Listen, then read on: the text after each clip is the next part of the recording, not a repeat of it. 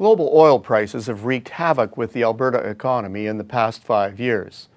To make matters worse, pipeline capacity constraints have put a severe limit on oil shipments, forcing an additional deep discount on Alberta oil. It has heated up the debate on creating more oil transportation capacity and opening up new markets for the stuff. It has also resurrected the D word. Yes, these are the exact conditions that get everyone talking diversification again.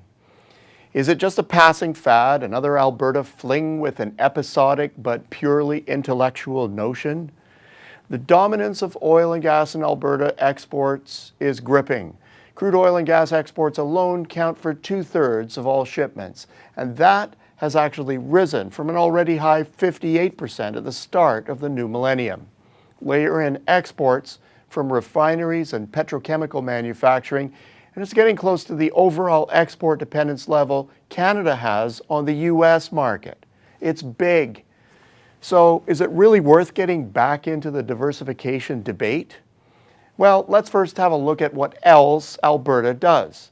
Among its top 25 exports of goods to the rest of the world are a range of food products, chemical manufacturers, forest products, machinery, and of course there are the higher value-added petrochemical industries themselves.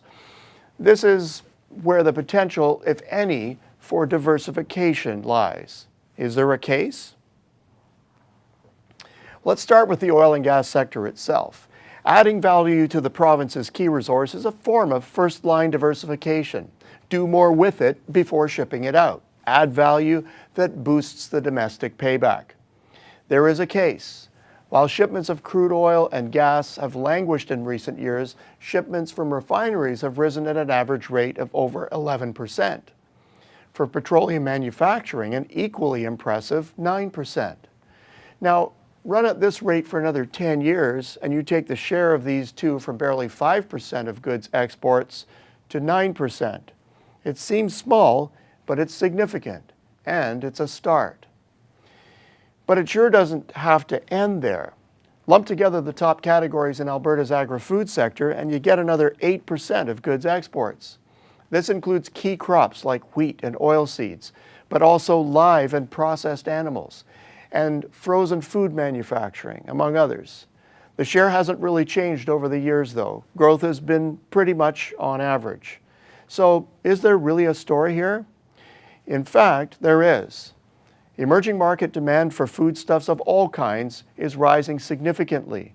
The rise of the emerging market middle class is creating hot demand for protein, and buyers are sidling up to the large net exporters of the world.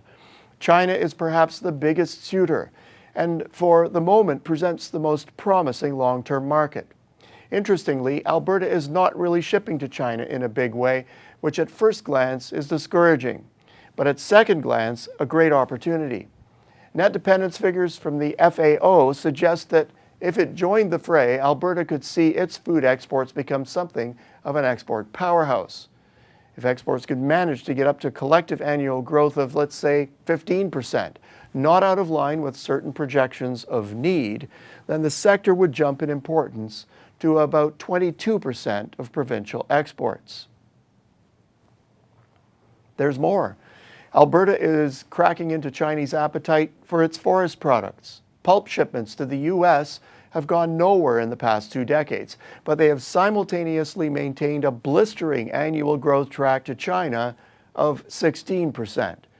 That's enough that shipments to China will eclipse U.S.-bound pulp in just over 3 years, for rolled-up overall growth of over 9% annually. It's a small category, but it's well over average, and a demonstration of real-time diversification. There's more to say, maybe for another time. For the moment, it's clear that there is a diversification dynamic in Alberta that could well transform the export picture in the coming decade. The bottom line? Alberta's concentration in oil and gas mirrors Canada's dependence on the U.S. market. In both cases, analysts are generally resigned to this as a permanent reality. What the numbers show in both is that diversification can happen, is happening, and is rewarding those who are buying in. Until next week, I'm Peter Hall.